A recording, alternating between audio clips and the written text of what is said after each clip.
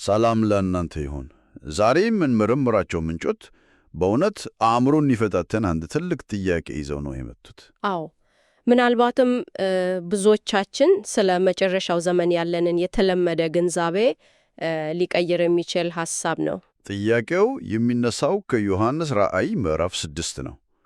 ስለ እምነታቸው የታረዱ ሰማዕታት ነፍሳት ከመሠዊያ በታች ሆነው ፍርድን ይጠይቃሉ። እስቲ እናስበው። ይህ መሠዊያ የት ነው ያለው? ያው ብዙ ጊዜ በሰማይ በእግዚአብሔር ዙፋን አጠገብ እንዳለ ነው አይደል የምናስበው? በትክክል። ነገር ግን ዛሬ የምንመለከታቸው ምንጮች የሚሉት ፈጽሞ ሌላ ነው።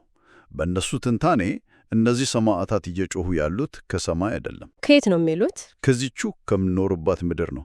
ይህችን ምድር በምሳሌያዊ አነጋገር ሲኦል ወይም ሐዲስ ብሎ ይጠሯታል። ዋው! ይህ እውነት ከሆነ ከሞት በኋላ ስላለው ሕይወት የምናውቀውን ነገር በሙሉ እንደ አዲስ እንድናስብበት ያስገድድናል ማለት ነው። ያስገድደናል። በትክክል። ይህ ሐሳብ ለመቀበል ትንሽ ከበድ ሊል ይችላል። ያው ከተለመደው አስተምህሮ በጣም የተለየ ነው። እውነት ነው። የዛሬው ውይይታችን ዋና ዓላማም ይሄው ነው። ምንጮቹ ይህንን አስገራሚ መደምደሚያ ላይ እንዴት እንደደረሱ ደረጃ በደረጃ መመርመር ነው። ልክ እንደ አንድ የመጽሐፍ ቅዱስ መርማሪ ማለት ነው። ፍንጮችን እያያዝን፣ አዎ፣ ጥቅሶችን እያገናኘን በመጨረሻ ምስሉን በአጠቃላይ ለመረዳት እንሞክራለን። በጣም ጥሩ። እንግዲያው ይህንን የሥነ መለኮት ምስጢር መፍታት እንጀምር። ራእይ 6 ቁጥር 9 ላይ ዮሐንስ የታረዱትን የሰዎች ነፍሳት ከመሠዊያ በታች አየሁ ይላል። ቁልፍ ቃላቱ ነፍሳት እና መሠዊያ ናቸው። እስቲ ከመሠዊያው እንጀምር። በመጽሐፍ ቅዱስ ውስጥ ስንት አይነት መሠዊያዎች አሉ? ይህ ለምንስ አስፈላጊ ነው? እጅግ በጣም አስፈላጊ ነው። ምክንያቱም የመሠዊያው አይነት የቦታውን ማንነት ይጠቁመናል። ምንጮቹ እንደሚሉት በብሉይ ኪዳን መቅደስ ውስጥ ጎልተው የሚታዩ ሁለት ዋና ዋና መሠዊያዎች ነበሩ። እሺ፣ እስቲ ልክ እንደ አንድ ትልቅ ቤተ መንግሥት እናስባቸው። የመጀመሪያው ከውጪ በግቢ ውስጥ የሚገኘው የናስ የመቃጠያ መሠዊያ ነው። ይህ እንስሳት የሚሰዉበት፣ ደም የሚፈስበት፣ ጭስ የሚወጣበት ማለትም ትልቁና ብዙ ሰው የሚያየው ሥራ የሚሰራበት ቦታ ነው። እሺ፣ ልክ እንደ ቤተ መንግሥቱ ውጫዊ ግቢ። ልክ እንደዛ። ሁለተኛው ደግሞ ወደ ውስጥ ገባ ብሎ ከንጉሡ ዙፋን ክፍል ከቅድስተ ቅዱሳን አጠገብ የሚገኘው የወርቅ የዕጣን መሠዊያ ነው። የወርቅ? አዎ። እዚህ ጋር ደም አይፈስም፣ ይልቁንም መዓዛ ያለው ዕጣን ይጨሳል። ይህም የቅዱሳንን ጸሎት ወደ እግዚአብሔር ዙፋን እንደሚያደርስ ይነገራል። ገብቶኛል። ይሄኛው ክፍል በጣም የተቀደሰና ለጥቂቶች ብቻ የተፈቀደ፣ ልክ እንደ ንጉሡ ግል ጸሎት ክፍል ማለት ነው። በትክክል። ገሩም ምሳሌ ነው። ስለዚህ መርማሪዎቹ አሁን የገጠማቸው ጥያቄ ይሄ ነው። የሰማዕታቱ ነፍሳት ያሉት በደም መሥዋዕት ግቢ ውስጥ ነው ወይስ በጸሎት ዙፋን ክፍል? አዎ፣ ጥያቄው ይሄ ነው። ምንጮቹ ፍንጩን የሚያገኙት ከራሳቸው ከሰማዕታቱ ጩኸት ውስጥ ነው። ከጩኸቱ እንዴት? ራእይ 6 ቁጥር 10 ላይ ቅዱስና እውነተኛ ጌታ ሆይ እስከ መቼ ድረስ አትፈርድም? ደማችንስ በምድር በሚኖሩት ላይ እስከ መቼ አትበቀልም ነው የሚሉት። ጩኸታቸው ጸሎታችንን እስማ ሳይሆን ደማችንን ተበቀል ነው። አዎ፣ የፍትህ ጥያቄ ነው። ከፈሰሰ ደም ጋር የተያያዘ ነው። ልክ ነህ። ስለዚህ የወርቅ የዕጣን መሠዊያን የጸሎት ክፍሉን ወዲያውኑ እንድንጠራጠር ያደርገናል። ትኩረታችን ወዴት ያመራል? ወደ ደም መሥዋዕት ወደሚቀርበት ወደ ናስ መሠዊያ። በትክክል። እሺ፣ ደማችንን ተበቀል የሚለው ቃል ወሳኝ ፍንጭ ሆነ ማለት ነው። ይህ ቃል መጽሐፍ ቅዱስ ውስጥ ሌላ ቦታ ላይ ተጠቅሶ ይሆን? እንዲህ አይነት ጩኸት ሲሰማ የመጀመሪያው ጊዜ አይመስለኝም። በጣም ትክክል ነህ። የመጀመሪያው አይደለም። ምንጮቹ የሚወስዱን ወደዚያው ነው፣ ወደ መጽሐፍ ቅዱስ የመጀመሪያው ግድያ፣ ወደ አቤል ታሪክ። አዎ፣ በኦሪት ዘፍጥረት ምዕራፍ 4 ላይ ቃየን ወንድሙን አቤልን ከገደለው በኋላ እግዚአብሔር እንዲህ ይለዋል፣ ምን አደረክ? የወንድምህ የአቤል ደም ከምድር ወደ እኔ ይጮኻል። ዋው! ይሄ በጣም ትልቅ ፍንጭ ነው። በራእይ መጽሐፍ የሰማዕታት ነፍሳት ከመሠዊያ በታች ይጮኻሉ። በዘፍጥረት ደግሞ የአቤል ደም ከምድር ይጮኻል። አየው አይደል ግንኙነቱን? ምንጮቹ እነዚህን ሁለቱንም እንዴት ነው የሚያገናኟቸው? ግንኙነቱን በመጽሐፍ ቅዱስ ውስጥ ካሉ መሰረታዊ እውነቶች አንዱ ላይ ነው የተመሰረተው፣ በነፍስ እና በደም መካከል ያለው ትስስር። እውነት ነው። ኦሪት ዘሌዋውያን 17:11 ላይ የሥጋ ነፍስ በደም ውስጥ ናት የሚል ግልጽ ቃል አለ። በትክክል። ስለዚህ መጽሐፍ ቅዱሳዊ በሆነ አረዳድ ደም ቬሩን ፈሳሽ ነገር አይደለም፣ የሕይወት እና የነፍስ መቀመጫ ነው። ገብቶኛል። ስለዚህ የአቤል ደም ይጮኻል ሲባል በምሳሌያዊ አነጋገር የአቤል ነፍስ ትጮኻለች እንደማለት ነው። አቤል ደግሞ የመጀመሪያው ሰማዕት ተደርጎ ይቆጠራል። ስለዚህ የአቤል ነፍስ የጮኸችው ከየት ነበር? ከምድር። የራእይ ሰማዕታት ነፍሳትም እየጮኹ ነው። ይህም ማለት እነሱም ያሉት ምድር ላይ ነው። ከመሠዊያ በታች የሚለው አገላለጽ ምድርን ነው የሚወክለው። በትክክል ምንጮቹ ያቀርቡት መደምደሚያ ይኸው ነው። ከመሠዊያ በታች የሚለው ቦታ ሰማዕታቱ ደማቸውን ያፈሰሱባት፣ አጥንታቸውን ያረፈባት ምድር ነች።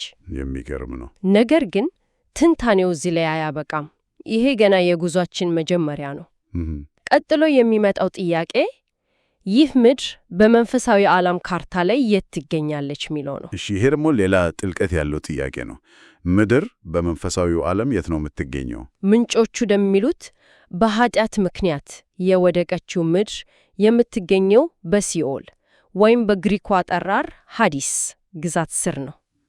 እዚህ ላይ ሲኦል ስንል ሰዎች ብዙ ጊዜ እንደሚያስቡት የእሳት ባህር የሆነውን የመጨረሻውን የፍርድ ቦታ ሳይሆን ሙታን ትንሣኤን የሚጠባበቁበትን የጥበቃ ቦታ ማለታችን ነው። ቆይ ይህ በጣም ትልቅና ብዙ ሰው ከሚያስበው የተለየ ሐሳብ ነው። ሰማዕታት ቅዱሳን ከሞቱ በኋላ የሚሄዱት ገነት ወይም ሰማይ ነው ብለን አይደለም የምናስበው? አዎ፣ የተለመደው አስተሳሰብ እሱ ነው። ምንጮቹ ግን በሐዲስ ውስጥ ሆኖ ትንሣኤን የተጠባበቁ ነው እያሉ ነው። ይህንን ከባድ ሐሳብ እንዴት ነው ከመሠዊያው ጋር መልሶ የሚያገናኙት? ምድር ወይም ሲኦል እንዴት መሠዊያ ሊሆን ይችላል?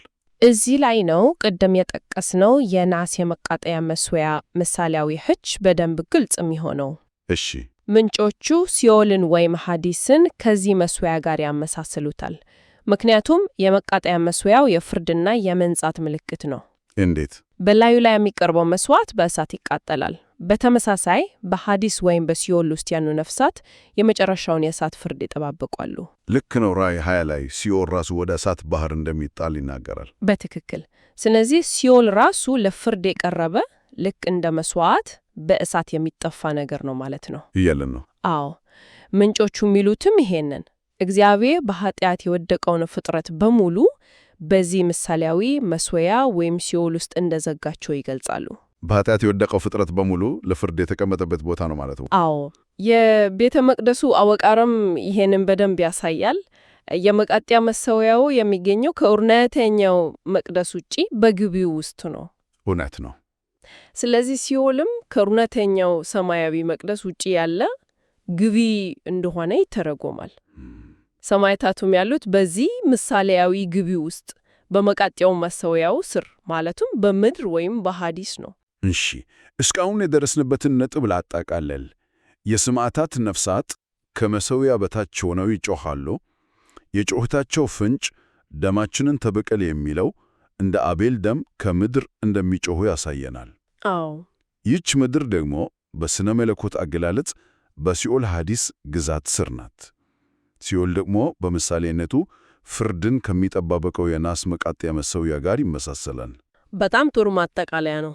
ይሄ በጣም ጥልቅና የተሳሰረ የምሳሌያዊ ትርጓሜ ነው። ወደ ራእይ 6 ስንመለስ ግን ሰማዕታቱ ከጮኹ በኋላ ዝምታ አልነበረም። የሆነ ነገር ተሰጥቷቸዋል። ልክ ነህ። ጩኸታቸው ምላሽ አግኝቷል። ቁጥር 11 ላይ ለእያንዳቸውም ነጭ ልብስ ተሰጣቸው ይላል። እናም እንዲያርፉ ተነገራቸው። አዎ፣ እንደ እነርሱም የሚገደሉት የባሪያዎቹ ባልንጀራዎቹና የወንድሞቻቸው ቁጥር እስኪፈጸም ድረስ ገና ጥቂት ዘመን እንዲያርፉ ተባለላቸው። እዚህ ጋር ሁለት ነገሮች አሉ፣ ነጭ ልብስ እና የጠበቃ ጊዜ። በትክክል። እስቲ በነጩ ልብስ እንጀምር። ይህ ልብስ ምንን ያመለክታል? በሲኦል ውስጥ ላለ ሰው ልብስ መሰጠቱ ምን ማለት ነው? ምንጮቹ እንደሚሉት ነጩ ልብስ የድህነት ዋስትና ነው፣ ማረጋገጫ። አዎ፣ አትፍሩ፣ እናንተ የድነኛ ናችሁ፣ የመጨረሻው ድል የናንተ ነው የሚል ማረጋገጫ ነው። በተለይም ደግሞ ራዕይ 20 ላይ በተጠቀሰው በመጀመሪያው ትንሣኤ የመካፈላቸው ማረጋገጫ ነው። ምክንያቱም በመጀመሪያው ትንሣኤ የሚነሱት ሰማዕታት ብቻ ወደ አዲሲቱ ኢየሩሳሌም እንደሚገቡ ምንጮቹ ያስረዳሉ። ስለዚህ ይህ ልብስ የመጨረሻ ድላቸውን የሚያበስር ምልክት ሆኖ በዚያ በሐዲስ ውስጥ ሳሉ ይሰጣቸዋል። እሺ፣ የጠበቃውስ ጊዜ ለምን ፍርድ ወዲያውኑ አይፈጸምም? የወንድሞቻቸው ቁጥር እስኪፈጸም ድረስ መባሉ ምን ማለት ነው? ይህ ቁጥር ለምን ያስፈልጋል? ይሄ በጣም ወሳኝ ጥያቄ ነው። የጠበቃው ጊዜ የሚያስፈልገው የሰይጣንን ክስ ውድቅ ለማድረግ ነው። የሰይጣንን ክስ? አዎ፣ ሰይጣን በዘፍጥረት መጽሐፍ እግዚአብሔርን የሰጠኸው ትእዛዝ ከባድ ነው፣ ፍጡራን ሊጠብቁት አይችሉም፣ ቢሞቱ ይሻላቸዋል በሚል ይከራከራል። ሰማዕታት ግን በእምነታቸው ጸንተው እስከ ሞት ድረስ በመታዘዝ የእግዚአብሔር ትእዛዛት ከሕይወት በላይ ዋጋ እንዳላቸው በተግባር ያረጋግጣሉ። እያንዳንዱ ሰማዕት ሲሞት ለሰይጣን ክስ እንደተሰጠ መልስ ይቆጠራል ማለት ነው። በትክክል። ስለዚህ ይህ ቁጥር ሲሞላ የሰይጣን ክርክር ሙሉ በሙሉ ውድቅ ይሆናል። ለፍርድም ምንም አይነት መካኸለያ አይኖረውም። ስለዚህ የሰማዕታቱ ሞት ዝም ብሎ አሳዛኝ ክስተት ሳይሆን በመንፈሳዊው ዓለም እየተካሄደ ላለው ትልቅ ክርክር እንደ ማስረጃነት የሚያገለግል ነው ማለት ነው። አዎ፣ የእነርሱ ምስክርነት የፍርድ ሂደቱን የሚያፋጥን ቁልፍ ነገር ነው። የሽንፈት ሳይሆን የድል ምልክት ነው። የፍጥረት ታሪክ ወደ ፍጻሜው እንዲደርስ የሚያደርግ ወሳኝ ምዕራፍ ነው። ልክ እንደዛ ነው። ታዲያ የፍጻሜው ሂደት ቅደም ተከተል ምን ይመስላል? የሰማዕታቱ ቁጥር ከሞላው በኋላ ምን ይከሰታል? ምንጮቹ የፍጥረት ፍጻሜ የሚከናወንበትን ሂደት በአራት ግልጽ ደረጃዎች ያስቀምጣሉ። አንደኛ፣ የሰማዕታቱ ቁጥር ይሞላል። በዚህም የእግዚአብሔር ትእዛዛት እውነትነት ይረጋገጣል። የሰይጣን ክስም ውድቅ ይሆናል። አዎ። ሁለተኛ፣ ይህ ሲሆን የፍጡራን ነጻ ፍቃድ የመጨረሻው ምዕራፍ ላይ ይደርሳል። ሁሉም ወገኑን የመረጠበት ጊዜ ይሆናል። እና ከዛስ ሦስተኛው ደረጃ ምንድን ነው? ሦስተኛ፣ እግዚአብሔር በምሳሌያዊው የመቃጠያ መሠዊያ ላይ እሳትን ይለኩሳል። ይህም ማለት ሲኦልን ወይም ሐዲስን ከሞት ጋር ወደ እሳት ባህር ይጥላል ማለት ነው። የኃጢአት ውጤት የሆኑት ሞትና ሲኦል ከፍጥረት ዓለም ሙሉ በሙሉ ይጠፋሉ ማለት ነው። አዎ። አራተኛውና የመጨረሻው ደረጃ ደግሞ ከኃጢአት ጋር የተያያዙ ነገሮች በሙሉ ከፍጥረት ዓለም ይጠፋሉ። ኃጢአት፣ ሞት እና ሲኦል ራሱ ከሕልውና ውጪ ይሆናሉ። በሊም የእግዚአብሔር የፍጥረት ሥራ ይጠናቀቃል ይላሉ ምንጮቹ። በትክክል። ይህ ማለት ምንጮቹ እንደሚሉት ከሆነ ከትንሣኤው ጌታ ከኢየሱስ ክርስቶስ በቀር እስካሁን ማንም ወደ እውነተኛው ሰማያዊ መቅደስ አልገባም ማለት ነው። ሐዋርያት፣ ነቢያት፣ ሰማዕታት፣ ሁሉም በሐዲስ ውስጥ ሆኖ የመጀመሪያውን ትንሣኤ እየተጠባበቁ ነው። ዋው! ከሐዋርያት ሥራ 2:34 ላይ ዳዊት ወደ ሰማይ አልወጣምና የሚለውን ጥቅስ ይጠቅሳሉ። ስለዚህ ከክርስቶስ በስተቀር ማንም ወደ ሰማያዊው መቅደስ እንዳልገባ ያስረዳሉ። ሰማዕታቱም ቢሆኑ በምድር ወይም በሐዲስ ውስጥ ሆኑ የፍርድን ቀንና የመጀመሪያውን ትንሣኤ እየተጠባበቁ ነው። ልክ እንደዛ ነው። እንግዲህ ባደረግነው ውይይት በራዕይ መጽሐፍ የተጠቀሰው የሰማዕታት ነፍሳት የሚገኝበት መሠዊያ በሰማይ ያለ አካላዊ ቦታ ሳይሆን እነሱ ደማቸውን ያፈሰሱባትን ምድር ወይም ሲኦልን፣ ሐዲስን የሚያመለክት ምሳሌያዊ ጽንሰ ሐሳብ መሆኑን ተመልክተናል። አዎ፣ ይህ ቦታ የመጨረሻውን ፍርድና ትንሣኤን የሚጠባበቁበት ጊዜያዊ ስፍራ ነው። ይህንን ምስጢር ለመፍታት ፍንጮቹ ከራሳቸው ከሰማዕታቶች ጩኸት፣ ከኤቤል ደም፣ ከነፍስና ደም ግንኙነት እንዲሁም ከቤተ መቅደሱ ምሳሌያዊ አወቃቀር የተገኙ መሆናቸውን አየን። እውነት ነው። አዎ፣ ይህ ትንታኔ የሰማያካቱን ሁኔታ፣ የሞትን ምንነትና የፍጻሜውን ዘመን ክስተቶች ከተለመደው እይታችን ፈጽሞ በተለየ መልኩ እንድናጤን ያስገድደናል። ከሞት በኋላ ወዲያው ወደ ሰማይ መሄድ የሚለውን የተለመደ አስተሳሰብ ይሞክታል። በጣም ለማጠቃለያ አንድ ሐሳብ ለሰሚዎቻችን እንተውና እናጠናቅቅ። ምንጮቹ እንደሚያስረግጡት ሰማዕታት ከሞቱ በኋላ ወዲያውኑ ወደ ሰማያዊ መቅደስ ከመግባት ይልቅ በሐዲስ ውስጥ ሆኖ ትንሣኤን ይጠብቃሉ። አዎ፣ ይህ አመለካከት ከሞት በኋላ ስላለው ሕይወትና ስለ መጨረሻው ፍርድ ጊዜ ያለን የተለመደ ግንዛቤ በምን መልኩ ሊለውጠው ይችላል? ይህ በቀጣይ ሊታይ የሚገባ ጥያቄ ነው።